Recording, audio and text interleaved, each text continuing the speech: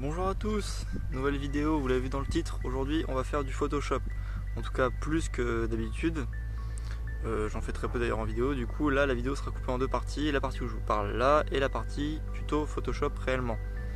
Donc avancez là où le timecode le dira sur l'écran à ce moment là, si vous voulez uniquement la partie tuto.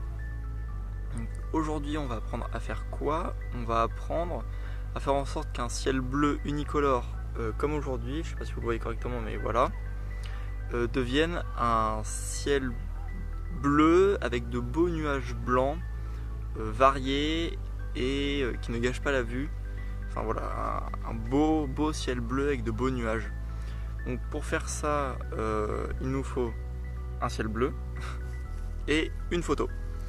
Peu importe la photo, ça peut être une photo de paysage, comme ça peut être de la photo d'architecture. Voilà, il faut juste un ciel bleu et une photo, tout simplement, peu importe le type de photo. Et on va apprendre justement à faire en sorte que ce ciel bleu, on va apprendre à le détourer correctement pour faire en sorte que ça devienne un beau ciel bleu nuageux. Donc bah c'est parti.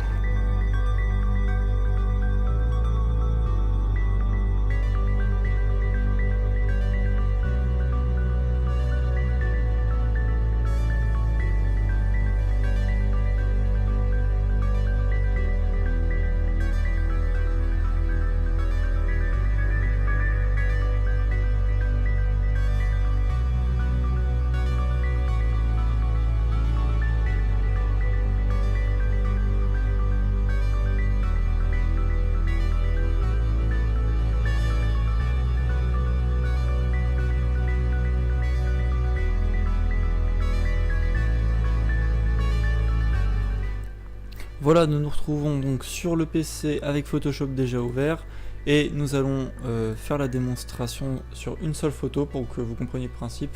Donc voilà, c'est des vidéos issues du tournage des petits lieux qu'on a visités lors de la petite édite que je vous ai faite. Donc voilà, donc nous avons notre photo importée en DNG et nous allons importer aussi ceci, donc une photo d'un ciel, c'est pas plus bête que ça, que vous pouvez trouver sur Google Images par exemple ou sur des sites de banques d'images. Une photo de ciel, donc là le format est assez petit par rapport à ma photo, mais c'est pas dérangeant, vous verrez pourquoi plus tard. Donc ce qu'on fait, c'est qu'on duplique l'arrière-plan, donc qui est la photo en fait. Voilà, donc on duplique et on passe par en dessous, si je voudrais bien le faire, voilà, on passe par en dessous le ciel. Donc ça fait que vous voyez, on ne voit plus le ciel. Ce qu'on va faire, c'est que j'aurais peut-être dû baisser un peu les basses lumières, c'est pas si grave que ça au final. On va vite fait retoucher un peu, rajouter un tout petit peu de contraste, baisser un tout petit peu la luminosité, hop là. Je fais ça vite fait, hein, je fais pas ça vraiment exceptionnellement bien. Un peu de vibrance. Est-ce qu'on saturerait pas un petit peu? Oui. Voilà.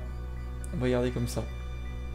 Donc vous voyez bien que sur la photo ici et ici, on a 2-3 nuages qui se battent en duel, là un peu aussi sur le bas, et ça rend pas exceptionnellement bien.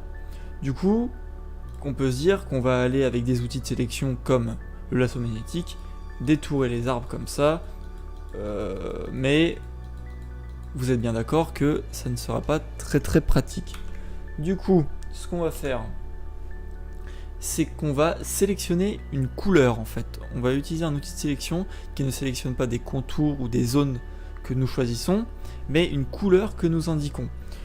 Du coup, nous allons aller dans l'onglet sélection, plage de couleurs.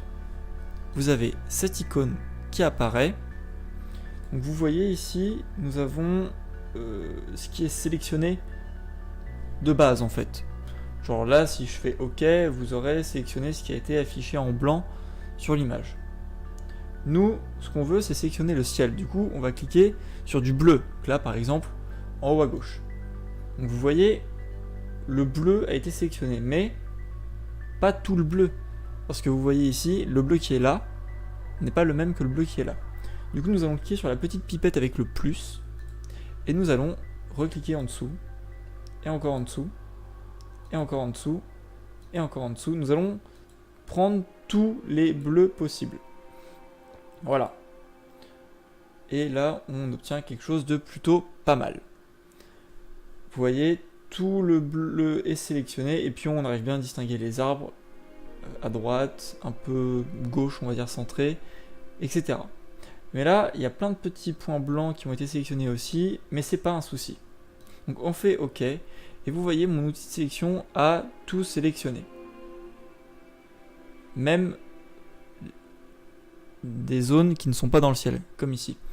C'est pas un souci, on va prendre notre outil de sélection favori, il n'y a pas vraiment de choix en fait, prenez juste un outil de sélection, vous sélectionnez l'outil soustraire de la sélection, et on vient encadrer, je dis encadrer parce que là j'utilise le carré, les parties qui ne nous plaisent pas. Alors je vous conseille de pas trop aller chercher dans les détails des arbres, de sélectionner par exemple cette petite zone de bleu là, c'est pas important en fait, ça se verra pas à l'image, et ça évitera de faire des rendus un peu crades en fait. Donc voilà, ici on a une grosse zone de bleu, du coup on peut garder, mais là on s'en fiche un peu. Voilà. C'est surtout que la photo est un grand format, du coup c'est pas vraiment nécessaire. Là pareil, toutes les petites zones ici, voilà, dans les arbres, on peut enlever. C'est pas un travail très minutieux là parce que je ne zoome pas, je vous montre seulement. Mais par contre, ici on voit qu'il y a quand même une grosse partie de ciel qui n'a pas été prise. Du coup, là par exemple, on peut ajouter de la sélection. Alors, on va essayer de se rapprocher le plus possible. Voilà, là on peut ajouter. Donc voilà, l'outil est là pour faire une grosse partie du boulot. Mais il faut quand même repasser un tout petit peu derrière. Mais c'est bien sûr beaucoup moins long et fastidieux que si on avait décidé de tout détourer à la main en fait. Et maintenant qu'est-ce qu'on fait? Et ben on appuie sur la touche Supr. Et vous voyez que notre fond qu'on a mis tout à l'heure apparaît. On peut désélectionner. Ce fond, bah, il est en plein milieu comme ça, c'est pas beau. On va faire CTRL T pour pouvoir le manier, l'utiliser à notre guise. Et là, vous allez me dire, mais Frozone, c'est pixelisé as fuck. Et je vous dirai, oui, mais dès qu'on appuie sur importer, et bah ça a tout de suite un peu plus de gueule. Donc voilà, pour celui-là, on peut faire comme ça. Après, si vous voulez, c'est à vous de choisir votre ciel. Hein. Vous pouvez bien sûr bouger un peu ce dernier. Enfin, vous faites comme vous voulez, quoi. Mais bon, faut pas trop abuser non plus, parce que là, ça va faire un peu bizarre. Maintenant, vous avez la technique pour rajouter un beau ciel bleu sur vos images. Donc, vous téléchargez ou vous allez faire vous-même une photo d'un beau ciel bleu bien nuageux que vous importez sous votre photo dans Photoshop, et sur votre photo, vous faites une sélection par plage de couleurs. Voilà. Et vous définissez votre première couleur par la première pipette. Si tout n'est pas sélectionné, vous cliquez sur la pipette plus pour pouvoir rajouter progressivement des nuances de couleurs. Et si jamais vous avez été trop loin, pas de souci, on prend la pipette moins et on reclique là où on a cliqué précédemment. Et voilà, c'est pas dramatique.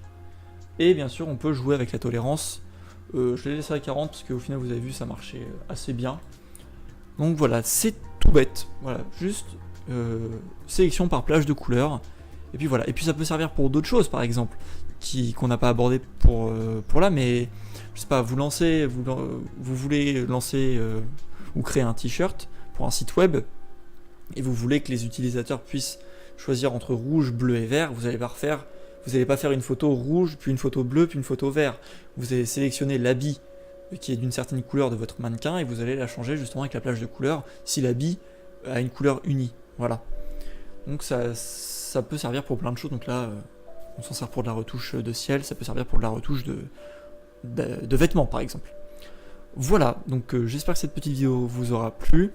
Pas trop de partie vlog, parler à l'extérieur cette fois-ci, parce que c'était vraiment ça que je voulais vous montrer. C'est tout bête, mais il faut y penser, et il faut connaître. Et voilà, dès que j'ai connu cet outil pour les photos comme ça, ça marche bien quoi.